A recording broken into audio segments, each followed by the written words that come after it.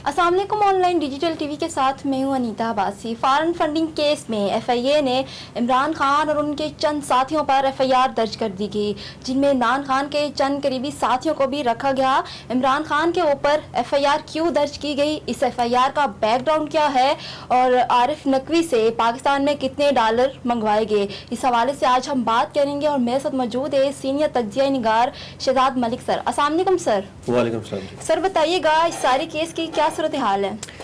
देखिए, आपको याद होगा कि एक अरसा तक फॉरेन फंडिंग केस के हवाले से इलेक्शन कमीशन ऑफ पाकिस्तान में तहकीकात भी जारी रहीं और उस पर समातें भी होती रहीं। इलेक्शन कमीशन में इमरान खान साहब और उनकी टीम जो है वो हीले बाने से तकरीबन 7 साल उसको आगे लेके गए।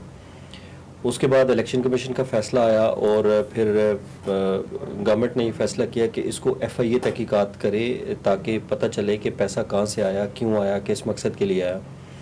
एफआईए ने जब तहकीकात की तो पता चला कि बेशुमार पैसा जो है वो बाहर से पीटीआई के अकाउंट्स में आता रहा और वो ज़ाहिर है वो आगे जैसे लगता रहा वो एक अलग कहानी है। उसी हवाले से जो अकाउंट्स मेंटेन होते रहे उसमें जो पाकिस्तान का सबसे बड़ा बैंक है स्टेट बैंक है, स्टेट बैंक एक एसटीआर जारी करता है। एसटीआर का मतलब होता है सस्पिशियस ट्रांजैक्शन रिपोर्ट, यानी कि ऐसे अकाउंट्स उनकी जो मॉनिटरिंग टीम बैठी है वो इस तरह देखती है कि अनयूजुअलिटी कितनी है अकाउंट्स के अंदर, कहाँ से पैसा आ रहा है, क्यों आ रहा है, कितना आ रहा है। जब वो ज़्यादा पैसा आता है तो उनको शक होता है कि ये पैसा हम इसको परखें, इनको जानें कि ये पैसे पाकिस्तान में आने का मकसद क्या है, या ये जहाँ भी जा रहा है ट्रैफिक हो रहा है लेजिटिमेट है या इललेजिटिमेट है। ये उसको जानने के लिए फिर स्टेट बैंक का एक जो शोबा है वो एफआईए को भेजता है। तो ये जो केसेस थे इनकी एसटीआरें भी मौजूद थी, सस्पिशियस ट्रांजैक्शंस रिपोर्ट भी मौजूद थी और फिर एफआईए ने भी अपनी तहकीकात शुरू की और इलेक्शन कमीशन ऑफ पाकिस्तान के पास भी इससे पहले शवाहिद मौजूद थे। अब जब इन्होंने देखा, एफआईए ने देखा कि 2013 में जो बहुत करीबी दोस्त हैं इमरान खान के, आरिफ नकवी साहब, जो इस वक्त अमेरिकी एजेंसियों की हिरासत में है मनी लॉन्ड्रिंग के केस में, उनको इंग्लैंड से वो लेके गए हैं अमेरिकी मनी लॉन्ड्रिंग के केस के अंदर ही। तो उन्होंने जब देखा कि 2013 यानी कि 28 फरवरी 2013 को इमरान खान साहब का जो पीटीआई का अकाउंट था उसमें $3,24,000 आते हैं और उसके बाद फिर 14/3/2013 को दोबारा $13 लाख आते हैं, फिर 2/4/2013 को $4,97,500 आते हैं। यूँ ये $21,21,500 पाकिस्तान ट्रैफिक होते हैं। और उससे पहले ये अकाउंट मेंटेन हो रहा था, सैफुल्लाह नियाज़ी और कुछ दूसरे लोग थे जो इस अकाउंट को मेंटेन कर रहे थे। और उसके बाद ये पैसे आने के बाद ये अकाउंट की जो टाइटलशिप होती है वो चेंज होकर नया पाकिस्तान हो जाती है और इसकी सिग्नेटरी अथॉरिटी जो होती है वो चेंज हो जाती है और यूँ ये पाकिस्तान पैसे बाहर निकल जाते हैं। ये सारी तहकीकात के बाद फिर एफआईए ने ये देखा कि इतने पैसे पाकिस्तान आए। अब जाके तहकीकात में साबित हो गया, यूबीएल की ब्रांच है जो मेन ब्रांच है ब्लू एरिया की, उनके एक मैनेजर थे वो भी इसमें मुलविस थे। उन्होंने यानी कि एक तरह से फैसिलिटेशन की और ये अकाउंट खोला, फिर पैसे भी निकले, सारी चीज़ें जी उनके ज़रिए सारा हुआ।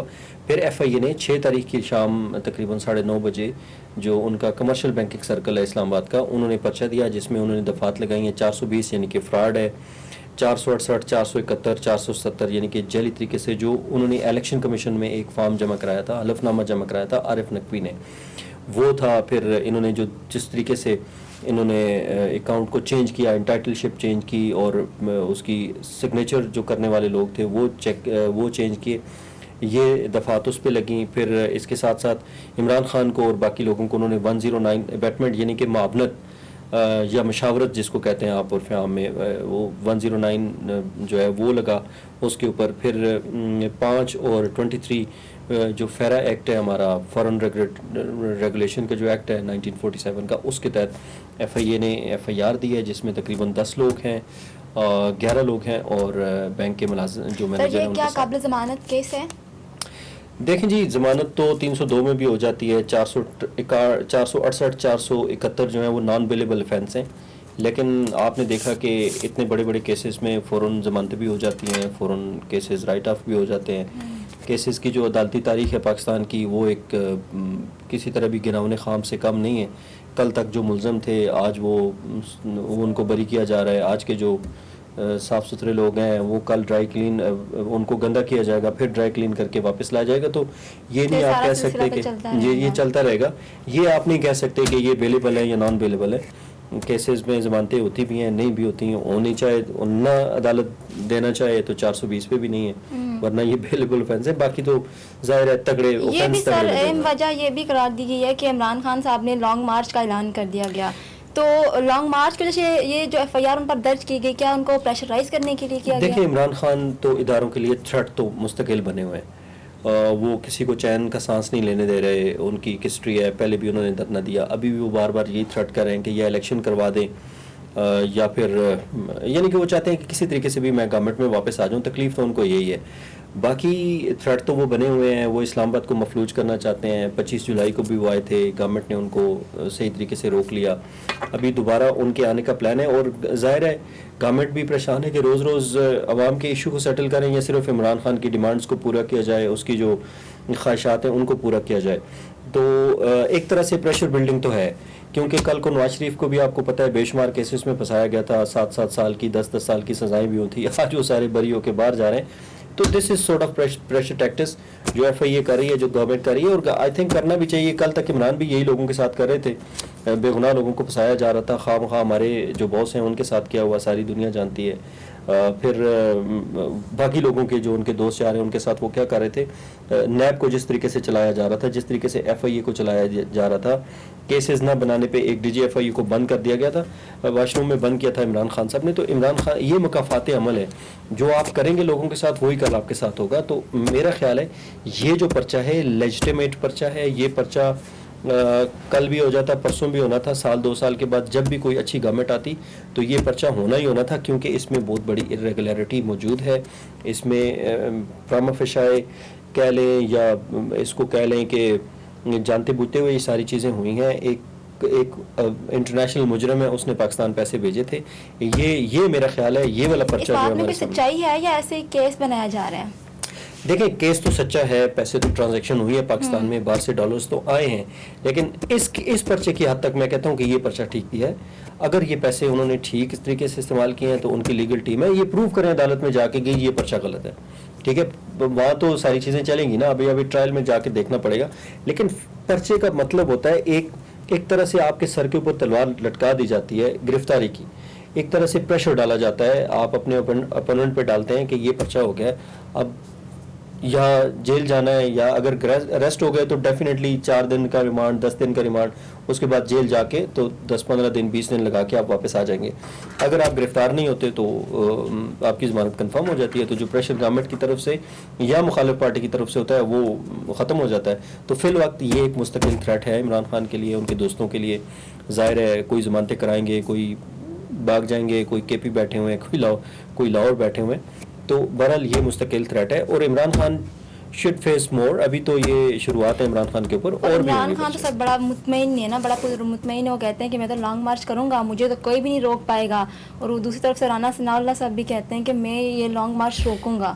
اب ان دونوں کا آپس میں تکرار ہے, تو آپ اس کو کیسے نہیں, ان دونوں کا ایشو نہیں ہے. عمران خان ورسز اسٹیٹ ہے. کوئی بھی وزیر داخلہ ہوتا, میں نہیں سمجھتا کہ رانا ثناء اللہ صاحب کی بات ہے, کوئی بھی وزیر داخلہ ہوتا تو اس کو روکنا تھا. دیکھیں ایک اسٹیٹ ہے, آپ دنیا کے ساتھ آپ کے روابط ہیں, آپ کس طریقے سے ایک اسٹیٹ کو آ کے مفلوج کر سکتے ہیں. جمہوریت کا حسن یہی ہے کہ وہ آپ کو پرامن احتجاج کا رستہ دیتی ہے. پرامن احتجاج کا رستہ ہے ان کے پاس. ان کو اسٹیٹ کو مفلوج نہیں کرنا چاہیے, ان کو آ کے طریقے سے جس طریقے سے وہ پہلے پرامن بیٹھے رہے اس طرح کرنا چاہیے. تھریٹ بہرحال نہیں کرنی چاہیے. اور اگر میں کہتا ہوں اسٹیٹ سے زیادہ ابو کوئی بھی نہیں ہے, اسٹیٹ مقدم ہے, ملک ہے تو ہم سب ہیں. اگر کوئی بھی ملک کے ساتھ کھیلنے کی کوشش کریں, نہ صرف رانا ثناء اللہ بلکہ گورنمنٹ کو چاہیے کہ اس کو آئینی بالکل سٹیل کیچ میں رکھنا چاہیے. سر عمران خان کے اس سارے کیس پر جو ایف آئی آر درج ہوئی یا یہ سارا فنڈنگ کیس کے حوالے سے, اب یہ سارے معاملات کے بعد کیا عمران خان صاحب اب دوبارہ لانگ مارچ کا اعلان کریں گے؟ دیکھیں وہ ضرور کرے گا, کیوں نہیں کرے گا. عمران خان ضرور لانگ مارچ کا اعلان کریں گے. لانگ مارچ ان کا ظاہر ہے اگر وہ اس کو نہیں کر پائیں گے تو ان کے پولیٹیکل کریئر کے اوپر بڑا وہ ایک نقطہ آئے گا. عمران خان ظاہر ہے باتوں سے ساری چیزیں بضد بھی ہیں. دیکھیں ان کی ضد تو آج تک سب نے پوری کی ہے نا, تو میں کہتا ہوں یہ ٹائم ہے کہ آپ ان کی ضد پوری نہ کریں. آج تک تو سارے اداروں نے مل کے, چاہے وہ اسٹیبلشمنٹ ہو چاہے وہ سیاستدان ہو, ایسا ان کی ہے. ضد پوری کی ہے. یہ نہیں کرنی چاہیے. میں ہی سمجھتا ہوں اسٹیٹ مقدم ہے, اسٹیٹ کے اوپر ان کو حرف نہیں آنے دینا چاہیے. وجہ یہ ہے کہ اس وقت جو ملک کی معاشی صورتحال ہے اس کو سامنے رکھتے ہوئے عمران خان کو سیز نہیں کرنا چاہیے, کیونکہ اسلام آباد بند ہونے کا مطلب ہے پاکستان بند ہونا. اب جب اسلام آباد بھی بند ہے تو آپ دنیا کے ساتھ آپ کیا میسج دیتے ہیں؟ آپ کے سفارت خانے اسلام آباد کے اندر ہیں, آپ کی جتنی سینسٹیو انسٹالیشنز ہیں وہ ساری آپ کی اسلام آباد کے اندر ہیں, آپ کو پورا ملک کی معاشی پالیسی اسلام آباد سے سیٹل ہوتی ہے, آپ کی ہر چیز اسلام آباد ہے. آپ کو یہ نہیں کرنا چاہیے کہ میں اسلام آباد بند کر دوں گا یا یہ کر دوں گا یا وہ کر دوں گا. وہ اسلام آباد آئیں گے تو مجبوراً جو ہے نا قانون کو حرکت میں آنا پڑے گا, اور میں سمجھتا ہوں کہ قانون حرکت میں آئے تاکہ یہ روز روز کی ڈرامہ بازی بند ہو. اس میں سفر کون کرتا ہے؟